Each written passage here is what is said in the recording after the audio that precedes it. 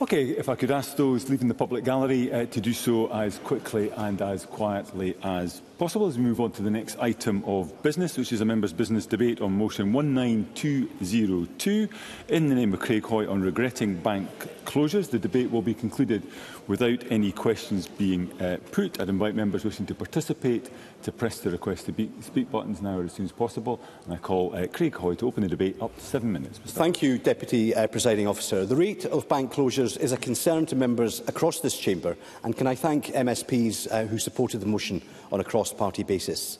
As someone who believes in the free market, this is not territory into which I tread readily. Banks are commercial entities. I accept that. They are free to make their own commercial decisions. I recognise that. But they also have a duty to their customers, particularly older customers and small businesses who often live and operate in small towns and in rural areas. Those who are not digitally minded or who are digitally disadvantaged. People and businesses who need to have a convenient place to carry out their banking needs. Since being elected, I have heard far too often from constituents who feel that high street banks have abandoned them. This list of closures in South Scotland is far from exhaustive. Bank of Scotland Annan closing, TSB Penicuik closed, Bank of Scotland Moffat closing, Bank of Scotland Sanker closed, Bank of Scotland Thornhill closing, Bank of Scotland Duns closed, Yorkshire Building Society Dumfries closing, Bank of Scotland Dunbar closed, Bank of Scotland Eyemouth closed, Santander Hoyk closed, Bank of Scotland Jedburgh closed, TSB Hoyk closed, Bank of Scotland Langham closed, Bank of Scotland Newcastleton closed, Barclays Ayr closed, Bank of Scotland Castle Douglas closing, Bank of Scotland Newton Stewart closed, TSB Harrington closed, Barclays Dumfries closed, RBS Trinent closed too, Bank of Scotland North Berwick closed, Bank of Scotland Peebles closed, TSB North Berwick closed, Bank of Scotland Hoyk closed, Bank of Scotland Selkirk closed, TSB closed also. And in too many cases, these closures were the closure of the last bank in town. Now, I accept this is a complex issue and that these closures are taking place in a regulated sector where the operating environment is changing fast. But banks make a great virtue of their environmental, social and governance credentials. The S in ESG reflects their duty to society. They say they have a duty to support their customers and the communities they serve. But this is all too often ignored when banks leave our high streets and simply pass over the responsibility to Link and to Cash Access UK. The regulation of the banking and financial sector is reserved to Westminster, and I have been working with colleagues there on what needs to be done to reform how cash access assessments are determined. The current legislation and the current regulations are too blunt. They fully fail to take account of special circumstances. For example, towns that might have a high but seasonal... I will from Murdo Fraser, yes. Very briefly, Murdo Fraser. I'm grateful to Craig Hoy for giving way. The issues he outlines are reflected in Highland Perthshire, part of the area I represent, and many other parts of the country.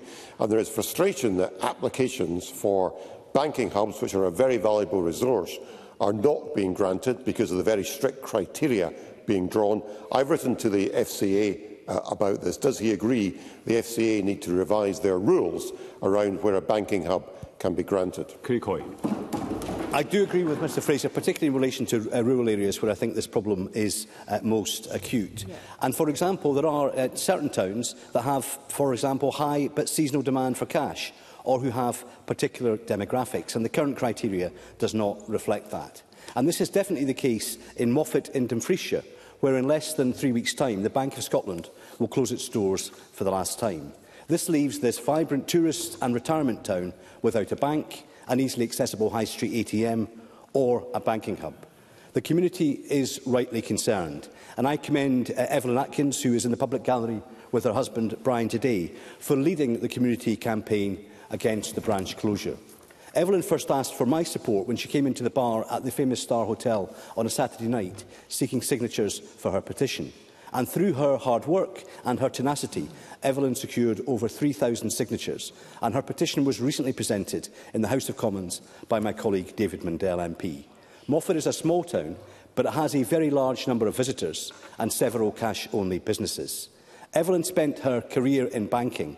She is someone who understands what community banking should look like. But despite the petition, several rallies, a public meeting held in conjunction with Age Scotland, and most recently a meeting with a representative from Bank of Scotland held here alongside Oliver Mundell, the Bank of Scotland has refused to change course. Link believes that an upgrade to the post office provision will be sufficient, but many local businesses and residents disagree, and they now face a 42-mile round trip to Dumfries to access a bricks and mortar branch. Presiding Officer, digital banks may work for some, banking hubs for others. Community bankers who visit communities, for example, once a fortnight, may be sufficient for some customers. But for many, a traditional bank, a traditional bricks and mortar high street bank, remains a lifeline, often one used in times of distress, such as when scams are occurring. The very sad thing, though, Deputy Presiding Officer, is that it doesn't have to be like this. I recently met with the teams at Virgin Money and Nationwide in Dumfries, who talked to me about their 2028 branch promise. As part of their merger agreement, every Nationwide and Virgin Money branch will stay open until at least 2028. Virgin Money also offers free accounts to community groups, a service that is now sadly being withdrawn by other banks who now charge for such accounts. But it is, and I make this point, not all bad news, and let me offer praise where it is due. Alongside David Mundell and Councillor Julie Pironi, I was recently contacted by the Peebles Community Trust after the closure of the Bank of Scotland branch in the town. They sought our support to acquire the building, and I'm pleased to confirm that this week they have been successful in their bid. This will let the Trust move its reuse hub there and create space for a future banking hub if Link determines that that would be necessary. So the bank closure is regrettable, but I welcome this legacy move by the bank. Deputy Presiding Officer, I believe that this debate will show that bank branches are a lifeline for many. And I hope that the Scottish Government will do everything that it can to persuade banks to remain visible on Scotland's high streets. But I want to close with a direct appeal to the Bank of Scotland in Moffat. This is a special case, and those who know the town understand its unique needs. The closure is imminent, but the decision is not irreversible. I recognise that banks need to be commercially viable, but they have a duty to look after the communities they represent. The pace of change is simply too fast for some. The rate of closures is too high. These customers have stood by their banks for decades. It is their savings that have allowed the banks to lend. It was public money that bailed out the banks in 2008. But sadly, for too many communities, it is those banks that are now bailing on them. Deputy Presiding Officer, I look forward to listening to colleagues in this debate from around the country. I just hope that bank bosses are listening too. Thank you, Mr Hoy. Just to advise the Chamber, there's an awful lot of interest in participating in this debate. I am keen to ensure that every member gets a chance to speak and to get the full allocation of time.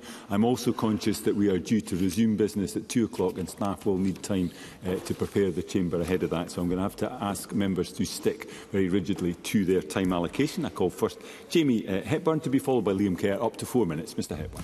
Thank you very much, President Officer. Can I begin by thanking Craig Hoy for bringing forward this motion today. I very much agree with the premise that it lays out. I think the notion of a bank promise, as he lays out in his motion, is one that's very much worthy of consideration. I should say, thankfully, the Bank of Scotland branch in Cumbernauld is not one of the 13 that is set to close, but my area has been hit very hard by bank closures over a number of years, and indeed there cannot be any of us, or indeed very few of us, who will, at best, who will not have been impacted by these challenges. My own area has been hit hard, as I've mentioned. I'll come back to that in a moment. But to set the overall context, the Which magazine on the 29th of September actually set out the scale of the change we have seen over the last decade, since January 2015.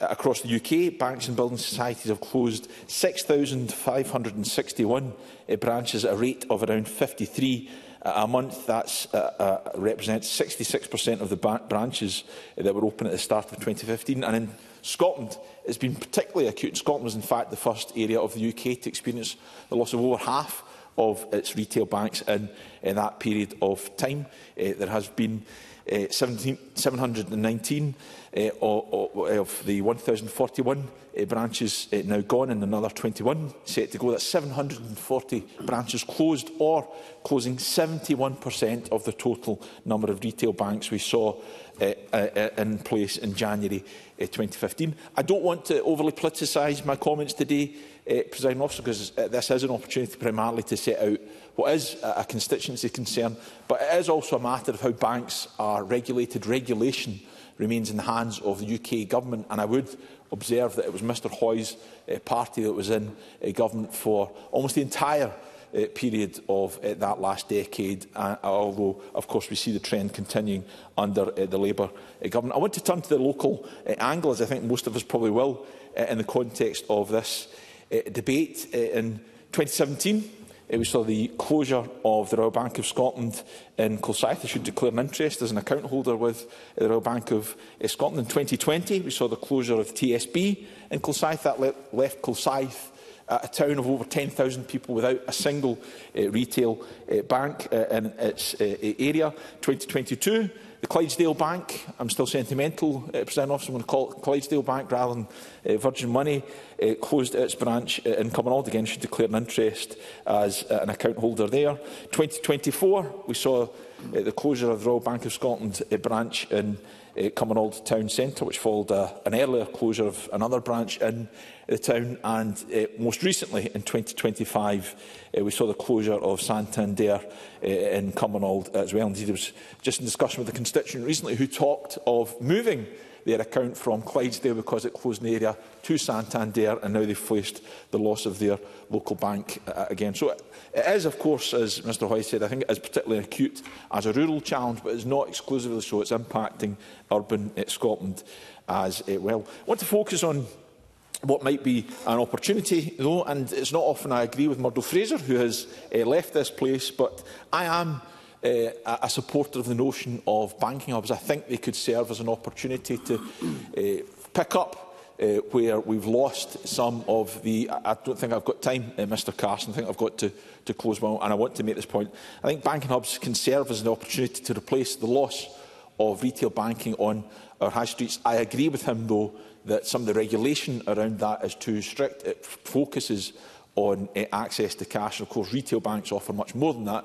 And I would very much like to see community banking hubs established in both Kilsyth and Cumbernauld, and that's something I'll continue to call for.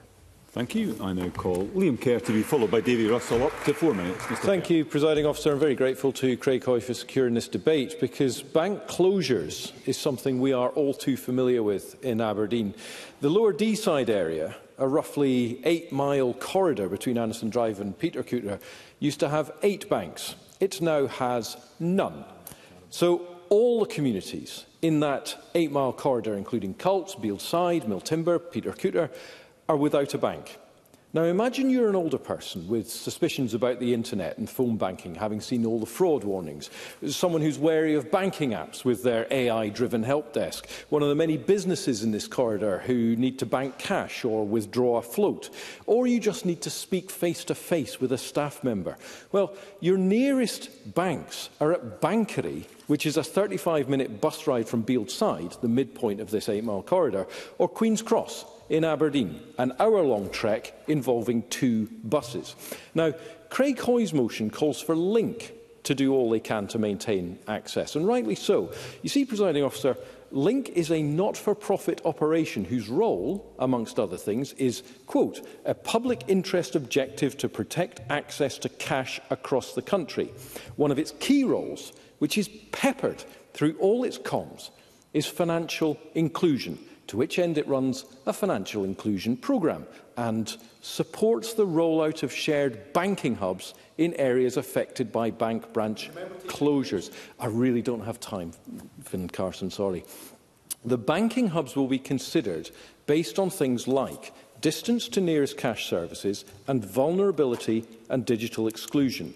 So, is Link doing all it can to ensure the financial inclusion of Lower Deeside? No. Following an approach from Cults, Bealdside and Miltimber Community Council for a banking hub, which was rejected by Link, I got involved. I wrote to Link and I pointed out I speak to constituents every week at surgeries, in shops, on doorsteps, and they are telling me just how deeply they are affected by the loss of these local banking services. Many are elderly, isolated, living with mobility issues. They are frightened of the internet, they're distrustful of online banking and increasingly cut off from the financial services they once relied on. I had one woman in Cooter who told me she had to ask neighbours to withdraw cash for her because she can't manage these bus journeys. Another in Miltimber hasn't spoken to a bank employee in over a year and feels invisible. Now, I pointed out to Link that the response to the Community Council assessment was fundamentally flawed in scope, in its substance, and indeed in its assertions. Link reviewed my correspondence, rejected my evidence and concluded that this is my final response. If you remain dissatisfied, you can refer the matter to the independent assessor, who actually only reviews the handling, not the decision. So Link has washed its hands. Well, Presiding Officer, I am dissatisfied, as are my constituents, because the decision is based on a fundamental misunderstanding, does nothing for financial inclusion and everything for abandoning my communities, and looks like a classic piece of decision-making by a body that has no base in, or indeed any knowledge of, the North East. So I recently set up a petition which would show the strength of local support. It has hundreds of local signatures already, and I've been contacted by local facilities like the churches and the Cults Library team offering to host a banking hub. So let me be blunt. Link, there is a big local petition coming your way with a reiteration of why your decision is so flawed and detail of some of the solutions that make it easy to get to yes. Because, Presiding Officer, it is deeply regrettable that Link has failed to deliver the banking hub which is so desperately needed. But I am sure that having seen this debate today, received my petitions, reconsidered the arguments, they will choose to do the right thing by Lower Deeside and give us the banking hub we so desperately need. Thank you. I now call Davy Russell to be followed by Tim Eagle, up to 4 minutes. Mr Russell. Thank you, Deputy Presiding Officer. And my sincere thanks to Craig Hoy for bringing this to the Chamber, because I 100% agree with every word he said. Amongst other towns across Scotland, Larkhall, in my own constituency, will be losing its High Street Bank to the detriment of thousands of constituents and hundreds of businesses. In my interactions with the Bank of Scotland and Link, they were basically extreme. I was disappointed in their lack of compassion and understanding, and I actually proved them that their assessment was wrong, but they just shrugged their shoulders. The biggest impact this will have on the most vulnerable in society, especially the elderly, who are most dependent on in-person services. Remember when the banks were on their knees, Bank of Scotland understood perfectly what they were. They were essential necessity to the people. When in 2008, we, the public, all of us here, contributed to the £17 billion bailout. In addition, further loans were guaranteed for billions from the UK Government. This was a decision not to abandon them. But however, they've abandoned us. They're abandoning Scotland's high streets and semi-rural towns, putting shareholders and personal bonuses in front of long-standing customers. It's morally bankrupt. Clearly, the free rein that banks have enjoyed, being governed by the old boy network, has gone on for far too long, and their power has been abused, as the banks cannot be counted to act in the best interests of their customers or the economy. I wholeheartedly join the calls from this motion that banks should be compelled to keep existing branches open and serving the community that ultimately supported them when they were almost down and out. I also want to expose the fallacy that Link, their so-called independent assessor for these matters, are actually independent, because they're not. If you look at Bank of Scotland cards, it says Link on them. You know, they're just the there to do. And the discussions I've had with them, they've basically, I'll need to get back to the bank, and we speak to the bank, they'll say, we'll get back to Link. You know, so they're all part of the same gang. And they're just doing that their bidding as instructed. The days of allowing banks to do as they wish shouldn't be tolerated. We should use the powers we have here in this Parliament. And what I mean is, any banking that us or local authorities do should be taken away from the banks that are doing this to our local communities. Thank you. Thank you. I now call Tim Eagle to be followed by Paul McLennan. Up to 4 minutes, Mr Eagle. Thank you, Deputy Presiding Officer, and can I congratulate Craig Hoy for securing this debate. Local banks are often a hub for many people, especially in small, close-knit communities. They are part of the social fabric of rural communities that is sadly ebbing away. According to Link Group, since February 2022, 2,209 bank branches have closed across the UK, with around 233 of those in Scotland. In the Highlands and Islands region, there have been 40 closures in that time. The number of branches closing increased year upon year up to 2025, while numbers of closures have dropped this year. I suspect that's because there are barely any branches left to close. Even just a few months ago, it was announced that Lloyds Banking Group were closing 4 of their Bank of Scotland branches in Nairn, Dingwall, Gairloch and Tain.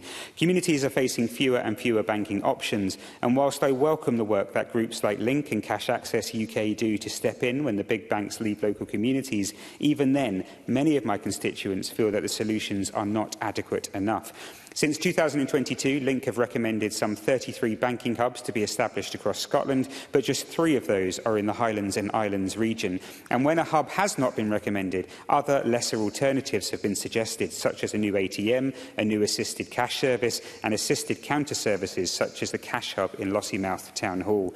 Again, only on 3 occasions have communities in my region benefited from some of those alternatives. Now, in fairness to Link, many of the impacted communities have local post offices, and I welcome the role they play in stepping to fill the void left by bank branch closures. But while post offices offer a range of services, they do not fully make up for the loss in expertise and enhanced services that disappear when a bank branch closes. One constituent contacted me about their Bank of Scotland branch closing in Dingwall. They told me that their local branch is a lifeline to many older people, and that Bank of Scotland make you feel like it is an offence nowadays to do your transactions using a cashier at a desk. While I welcome measures taken by some banks, such as Nationwide's pledge not to close any branches until at least 2028, and Barclays halting closures for 25 and 26, the sad truth is that more closures will come unless banks figure out ways to diversify their branch offering, be more involved in their communities to increase footfall. That may seem like wishful thinking, but it should not be impossible for major banks to do things differently, to do more to protect the local bank branch rather than just concede and shut up shop. Because this is more than just about bank branches closing. The closure of bank branches is one more reason for rural depopulation. The loss of such services in our small rural towns and villages is one more reason for people to leave and for people not to move in their place. We must do more to reverse this trend. Thank you. Thank you. I now call Paul McLennan to be followed by Rachel Hamilton. Up to 4 minutes. Mr McLennan. Thank you, Presiding Officer. Can I thank Craig Hoy for bringing forward this debate this afternoon? As some may know, I started my career with the TSB in Harrington. Then, after a few years, moved to the Bank of Scotland at the bottom of Morningside Road. I spent 22 years in the banking sector, from financial advisor to business and corporate banking. At the time when I was in Morningside branch, there was around about 45 to 50 people working in the branch, from cash desk to business banking to customer inquiries. I remember Thursday afternoons, the afternoon rush with people coming in with paychecks and withdrawing cash. The rush around about Edinburgh Trades Holiday was very busy also. Now, that's enough reminiscing from the 1980s from me. Time, of course, has changed. Technology has changed dramatically, and footfall in branches has dropped. Morningside branch now has around about 6 to 8 members of staff compared to the 50 I mentioned previously. So what can we do to tackle bank closures? We can, of course, all campaign, and we've heard from many members today talking about that, to save bank branches. Sometimes the last in town. East Lothian, as it's been mentioned, has seen bank closures in all of its towns from all of the banks. In October last year, I and my team contacted Link around about bank closures in Dunbar, North Berwick and in Tranent. Link's the coordination body that conducts assessments when there is a change to level of cash access in the community and recommends new services when required. They, of course, assess bank closures in the towns and villages. New rules were brought in around about October last year.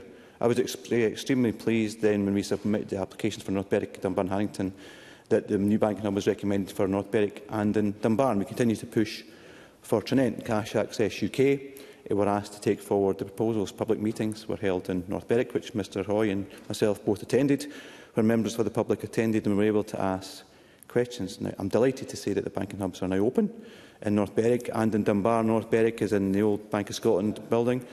Very briefly, Craig Hoy, briefly. I agree with Paul McLennan in respect of welcoming the banking hubs to Dunbar and North Berwick. But, sorry, does he share my concern that those banking hubs are not being fully utilised and, therefore, on 2 of the days that I last visited the Dunbar hub, there was no community banking facility within it? So will he join me in encouraging banks to take up the use and capacity in banking hubs? Paul McLean. Yeah, like Mr Hoy, I visited the branches as well, and that was issue was raised. I think it's good now to see that the hub in Dunbar is now moving to a permanent home, and I think there'll be more representation from the banks is there. So the permanent home in Dunbar will be open in the next few weeks. It's a regenerating building that hadn't been used for a number of years. So banking hubs obviously help our business communities, and when we were at the North Berwick meeting, there was lots of businesses there that were welcoming that. It also mentions and it supports people who suffer from digital exclusion and provides key support for our communities. Let's all campaign against bank closures when we can, but let's also campaign for the banking hubs and the support they bring to our communities. Now, one obvious solution, of course, is to bring banking regulation to Scotland under independence, and we can get to make decisions that affect our own communities. Thank you, Presiding Officer. Thank you. I now call Rachel Hamilton to be followed by Kenneth Gibson. Up to 4 minutes. Ms Hamilton. Thank you, Presiding Officer. And may I thank my colleague Craig Hoy for bringing forward this very important debate today on bank closures. Since 2012, 6,000 bank branches have closed across the United Kingdom, and the most recent sad casualty is the Bank of Scotland in Hawick, and that's a severe blow to customers who have expressed such shock and disappointment. A banking hub is proposed, and I welcome that, but if it works, then it's going to be great. But I've heard constituents saying that they're concerned about the privacy of a banking hub, and that's especially worrying for older customers in the current climate where we're seeing scams and fraudulent activity. So no wonder they are very worried. My colleague Liam Kerr spoke about a constituent who asked a neighbour to withdraw cash for her. Now, I find this incredibly concerning, but it's not alone. She's not alone. And I had a constituent to whom I spoke to on the doorstep who told me, well, she was partially sighted and that she had given her banking card to a friend, a trusted friend, who took it to Berwick to get cash because there was no cash left at the local ATM at the Co-op in Eyemouth. And I find that incredibly worrying. The closure in Hawick marks the 8th bank branch closure in the Borders since 2022, following closures, as my colleague Craig Hoy has read out, in Eyemouth, Selkirk, Jedburgh and Duns.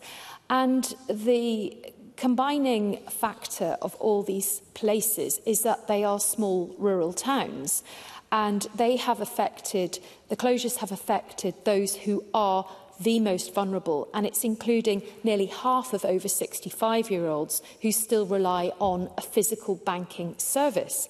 And with the demise of our high streets, I think the Minister should be concerned about the closures, because it's an ever-decreasing circle, because retailers and tourism businesses are closing too. And having the lack of access to cash doesn't help them, because small retailers still rely on cash, and people use cash because they want to be able to budget.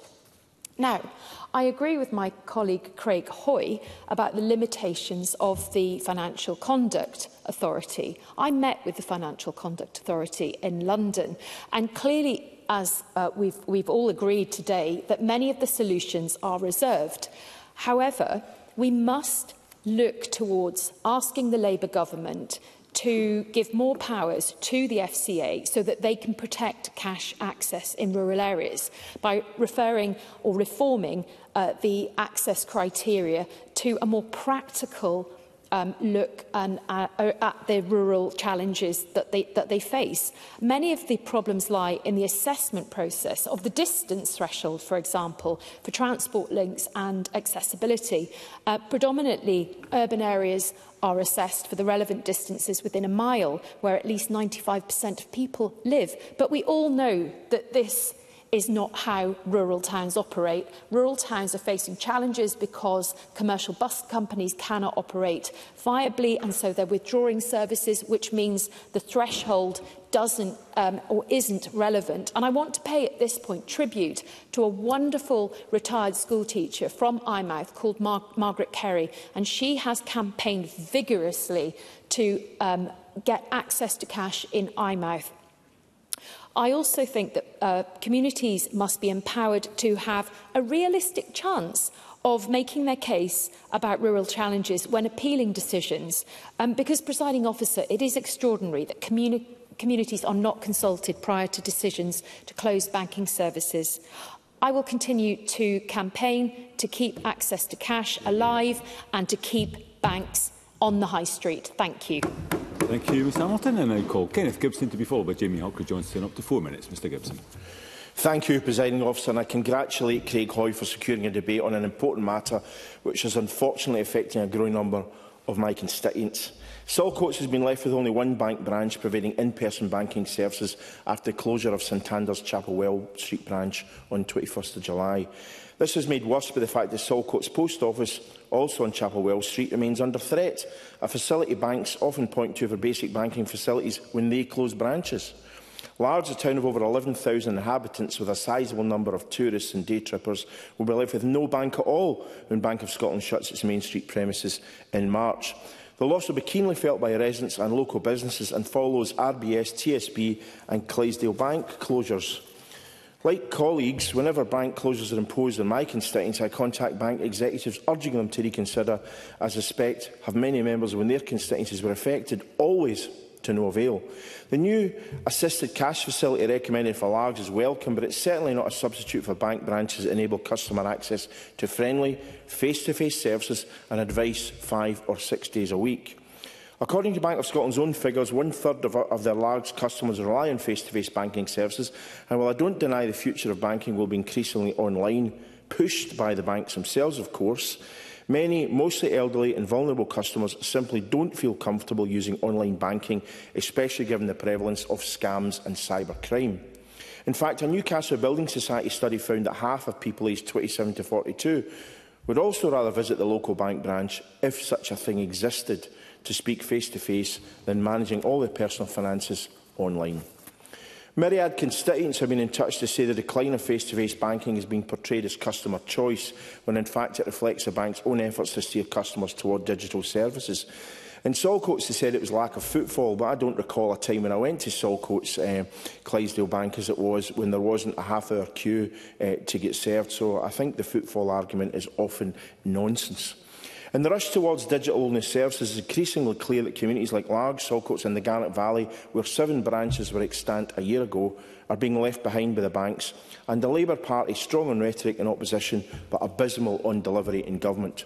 One of Labour's 20 pledges to businesses was to stop bank branch closures, where their plan for financial services stated that they will, and I quote, accelerate the rollout of at least 350 banking hubs which help people have free access to cash and wider banking services. As of today, I have yet to see a single banking hub open in my constituency, and it's not for the want of trying. When I contacted Link to request a banking hub for Lags, I was told that because only 8,996 adults live near the High Street, rather than an arbitrary figure of 10,000, they don't recommend a hub. Link's remit, regulated by the UK Government's Financial Conduct Authority, is limited to assessing access to cash, not wider banking services. The lack of a bank on the neighbouring island of Cumbria was not taken into consideration either. Frustratingly, powers over banking have never been devolved to the Scottish Parliament. During the passage of UK Financial Services and Markets Act 2023, Labour MPs tabled new clauses enabling the FCA to ensure access to banking services. But the UK Conservative Government did not support the clauses, and the litany of bank closures read out by Craig Hoy transpired primarily when the Tories were in office. And after nearly 16 months of a UK Labour government, Scotland sees more and more bank branches close their doors forever. Presiding Officer, people are seeing their high street bank branches disappear at an alarming rate, just as they do with their post offices. While there's no silver bullet to reverse this trend, I urge Scottish ministers to lobby Link and the UK Government to change the arbitrary population thresholds and finally extend the FCA's powers to include access to wider banking services. Thank you. Thank you. I now call Jamie Halker-Johnson to be followed by Megan Gallagher. Up to 4 minutes. Mr. Halker. Thank you, Deputy Presiding Officer. Can I congratulate Craig Hoy on bringing this debate to Parliament, given the recent closures from Bank of Scotland. Like his region, mine is affected by these closures, and like his region, the closure of branches will cause real challenges for the many people whose local bank branch is increasingly far away and not so local anymore. The south of Scotland and the Highlands share more similarities than is often recognised. They both contain networks of smaller towns, many distant from one another, and still acting as true commercial centres for their surrounding areas. And they are places where small businesses are the lifeblood of our local economies. But the reality is that our lower population densities often mean that we're the first to lose out when services are centralised. While in many ways progress through technology has reduced at least some of the challenges of rurality, it's also created conditions which have allowed these communities to be left even more isolated than before. It was only last year when I spoke in a previous members' debate called by Rhoda Grant on the reduction of mobile banking services across the Highlands and Islands. And as I mentioned then, I had previously participated in Dean Lockhart's members' debate on the removal of cash machines, and I was a member of the Economy Committee inquiry into bank closures in 2018. And my concern is that we often focus on the alternatives, ATMs, online banking, mobile branches. We then find ourselves debating the loss of that alternative at some point further down the line, and that simply isn't good enough. Both the Scottish and UK governments have spoken of the importance of high streets and town centres, not only as spaces for retail, but as focal points for community, places to access public services and spaces to enjoy meeting each other. But this further round of closures, coming after so many previous losses, demonstrates the hollowing out of these places continues at pace. I recognise that high streets and town centres will change and adapt in response to consumer needs. And this cannot be a wholly one-sided appeal to preserve these areas in time. But increasingly, consumer needs, particularly those of our older residents, as Craig Hoy highlighted, are simply not being catered for in regions like mine. I welcome the action to promote and increase the number of banking hubs by Cash Access UK with the cooperation of the major banks and the Post Office. 2 such hubs now exist in my region, in Forres, and only since this summer a new hub in Wick. Both have been well received, even if it's clear that some remain... I'll just finish this point. Even if it's clear that some remain unaware of the breadth of services that they offer, we must watch closely to see if they become a truly viable and sustainable alternative and are able to grow at the pace suggested. And I, for one, would like to see more across my region. I'll take the intervention. Finlay Carson. I appreciate you giving way. Just want to put on record that thanks to campaigners and have been successful and opened the banking hub in Kirkcudbright and in Newton Stewart in the last 12 months. However, we know that Link were asked to review how they assessed these banking hubs, but that still needs to be firmed up. Would you join with me to ensure that FCA look at mandatory review of access to cash in towns where, before the last bank closes, to make sure towns like Dalbeattie, the biggest town in the Stewartry, who's been without a bank or a banking hub for some time, is reviewed again. And I have been successful in the last month getting Dalbeattie and Wigton being reviewed, and we need that to be a process. Jamie Halker-Johnson, I can give you some of that time back. Thank you very much, and that's very generous of you, Presiding Officer. I certainly would agree, and I think certainly from the response that I got on these benches that is more widely felt. Just as significant is the Post Office network, which provides basic banking services in its branches, and even when sub-post offices close, pop-up branches, like the one that I was in only last Thursday, and which serves my home parish of Orford in Orkney, continue to play an important role. In part, post offices have been protected across the UK by their access criteria, alongside a great deal of political will and continued commercial interests. In many situations, it is only after these local services are lost, though, that we appreciate their true value. The chief function of a face-to-face bank or post office branch may be to process transactions or do business, but how many banks have spotted customers being subject to identity fraud or scams? How many have been first to notice other financial crimes, such as undue influence, being exerted on a vulnerable person? How many play or have played an important social role in communities like those across my region? Access to cash is not and cannot be our only concern. Deputy Presiding Officer, while the world is changing, there remains a need for face-to-face banking services. If not bank branches in every village, then at least somewhere people can reasonably access cash when needed. Thank you. And I call the final speaker in the open debate, Megan Gallagher, up to 4 minutes, please. I'm very grateful, Presiding Officer, and may I also congratulate Craig Hoy for securing this important debate this afternoon on bank closures. Banks are more than just a building. They are the focal point of our communities. It's where local businesses deposit their takings, where elderly residents manage their finances in person, where people can ask advice or seek reassurance without resorting to an app or waiting in a frustrating telephone queue. In my own region of Central Scotland, Bank of Scotland have announced the closures of branches in Bellshill, Larkhall and Grangemouth, and I will declare an interest at this point, Presiding Officer, as I am a Bank of Scotland account holder but also a customer of the Bellshill branch. It is the perception of local people that banks are deciding on their behalf how customers should bank, and this is simply not acceptable. There are petitions underway across the region to an attempt to save these banks from closure in January 2026, and I do urge residents in affected areas to look at the petitions, to make their voices heard by signing and to oppose these bank closures. Last Monday, I joined Councillor Richard Nelson, who organised a public meeting in the Larkhall area to talk about how the community can work together to stop this closure. Banking hubs were of course mentioned, but it won't be a surprise to any member in this chamber this afternoon that again a banking hub for Larkhall has also been refused.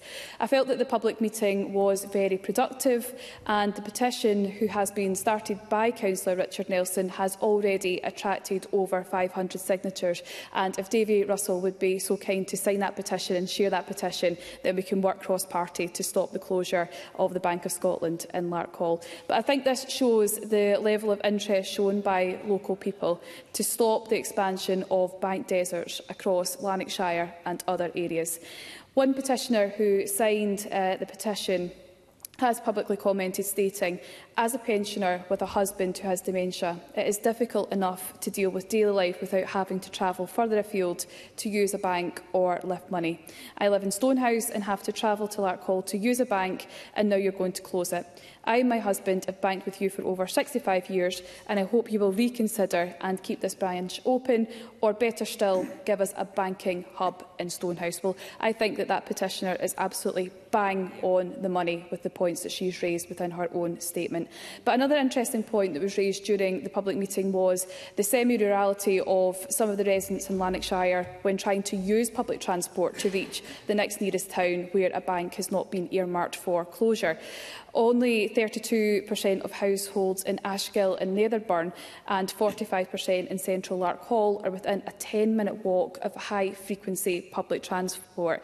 Therefore, closing the Larkhall branch will therefore increase travel barriers for people.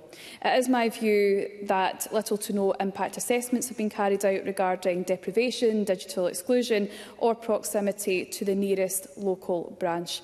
Councillor Nelson has since written to Lloyds Banking Group asking for this decision to be reviewed. I back his calls and will continue to work with him and the local community to overturn this decision.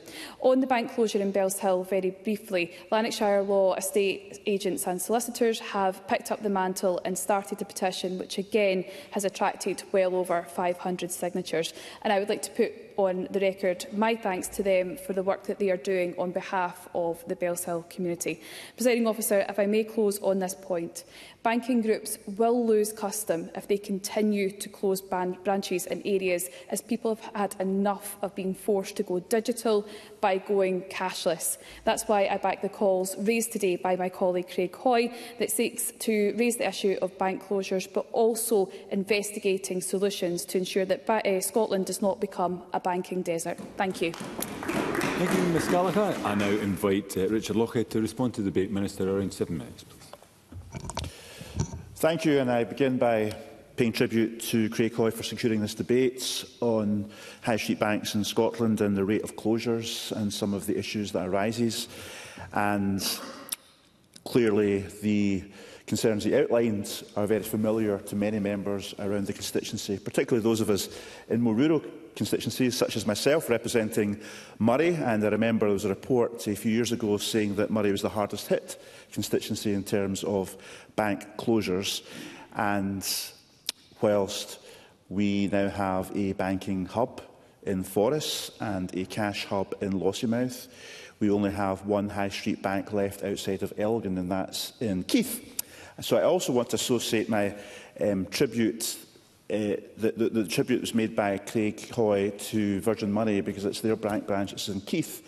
And I met Alison Moffat and Adam Feach there and their great team just in the last couple of weeks, and learnt about their banking promise, of course, which was outlined not to keep the branch open to early 2028, but also all the various services they're delivering there to support customers with dementia, to issue SIM cards to people who are unable to have connectivity, to help people who have an experience of domestic abuse, and other services as well, like working with local schools on entrepreneurial and banking and financial skills as well. So it's really tremendous work they're carrying out, and a really good example, as others have said, for other high street banks to follow.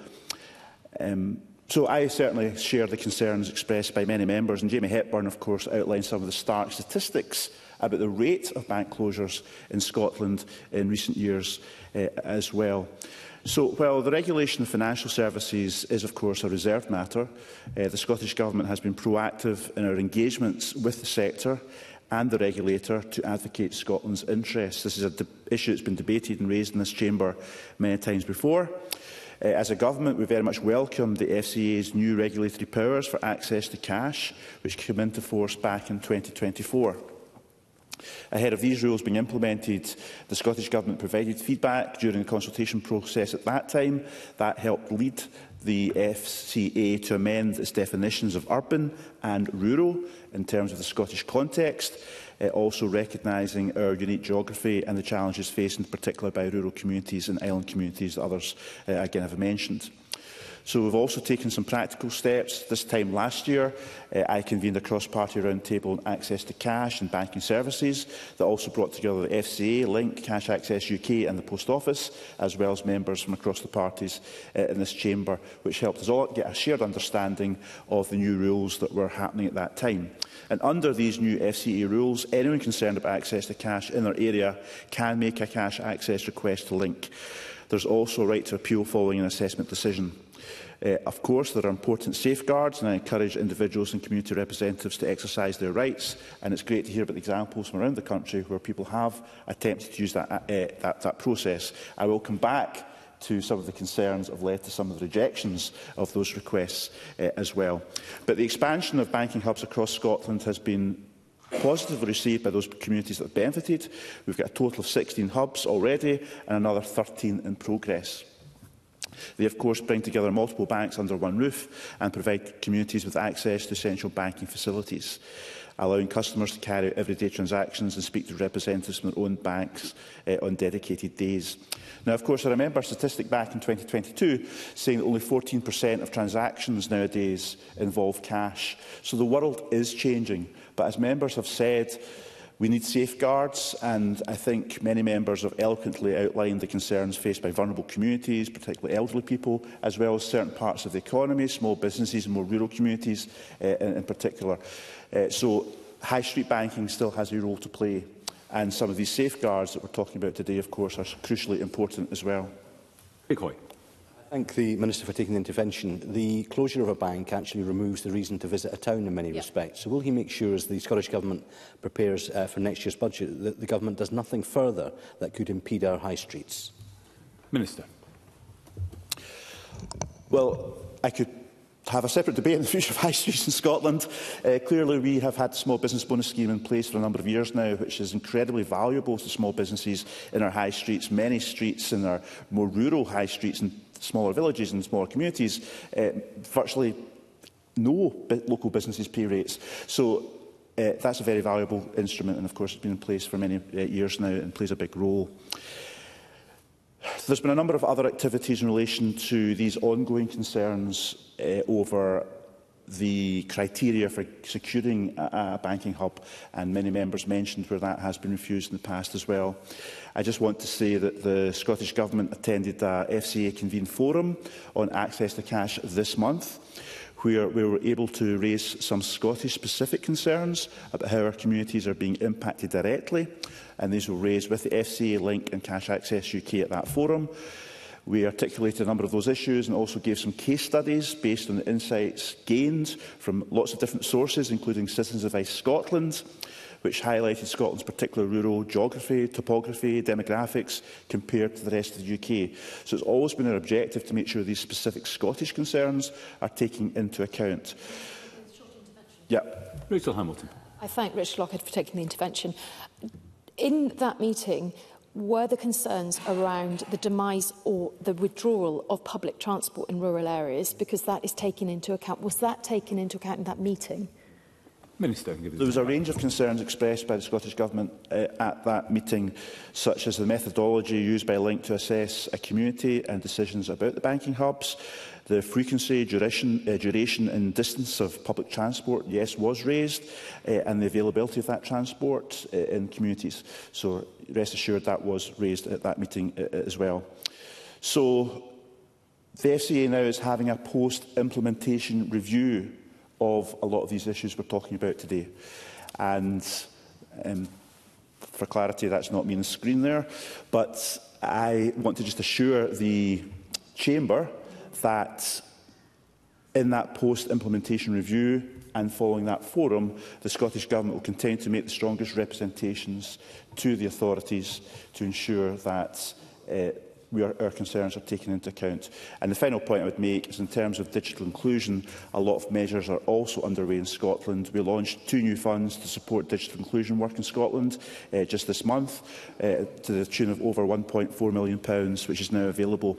And the Connecting Scotland Digital Inclusion Fund and a CivTech Challenge combined UK Government and Scottish Government funding to support digital inclusion projects in Scotland. So the whole issue around digital inclusion is not divorced from this issue around the loss of high street banks, and it's important that we take measures to ensure that people are not left behind and are able to access banking services through digital means if they're unable to access that through a high street bank. So, Deputy Presiding Officer, just to assure the Chamber, this is a very topical issue. I'd urge all members to pay attention to this post-implementation review being carried out by the FCA, so we can ensure that Scotland's voice is heard. Thank you, Minister. That concludes the debate. I suspend this meeting of Parliament until 2 p.m.